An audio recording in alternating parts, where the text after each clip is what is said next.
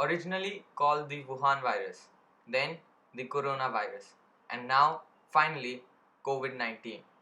We have all seen the rapid progression of this escalating pandemic for the past 9 months, and we have certainly lost a lot along the way: our livelihood, our friends, and our family. But I also believe that we have gained something important: an opportunity for self reflection and improvement.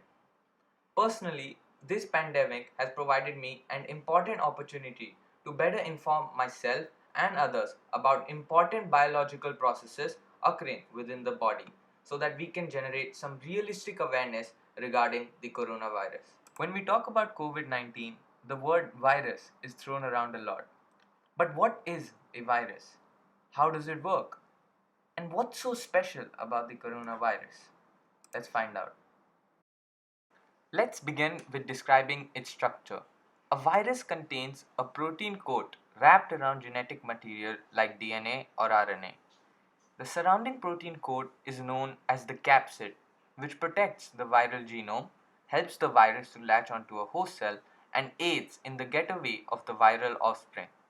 The specific structure and functions of the capsid are determined by uniquely shaped protein subunits present on the outer surface, as shown in the animation.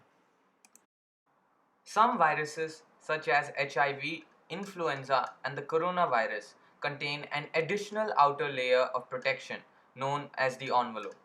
These envelopes are made up of membrane segments of the cell that the virus had previously infected. As a result, they are made up of phospholipids. As some of us know, greasy oils like the lipid in the membrane hate soap.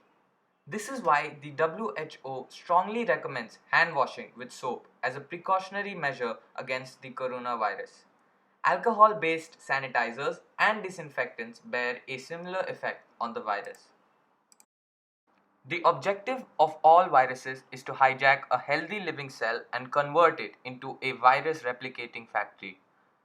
However, achieving this aim firstly requires the virus to enter the cell.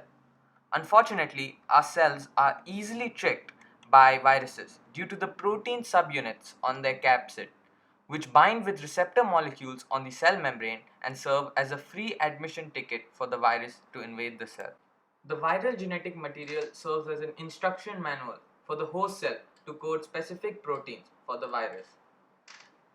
Viral polymerases also enter the cell and help generate numerous copies of the invader's DNA or RNA. The virus has now completely hijacked the host cell. The hijacked host cell now produces several viral offsprings, and these viral offsprings go on to infect more host cells, thus resulting in an overall infection.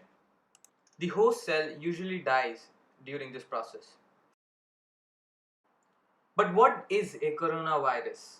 What separates it from other types of virus like the HIV or influenza? Well, a coronavirus has numerous spiky projections on their outer envelope. These structures resemble the shape of a crown and allow the virus to latch onto host cells and transfer the viral RNA into them. Early research indicates that the SARS-CoV-2 strain initially originated in bats and mutated, then spread to another animal before finally starting to infect humans. There have been several different types of coronaviruses in the past, but the new SARS-CoV-2 is less deadly but far more transmissible than the earlier versions. With that, we have come to the end of our video.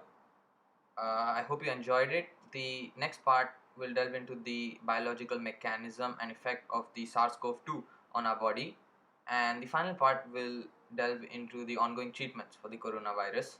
Thank you all for watching this video, and stay tuned for the next part.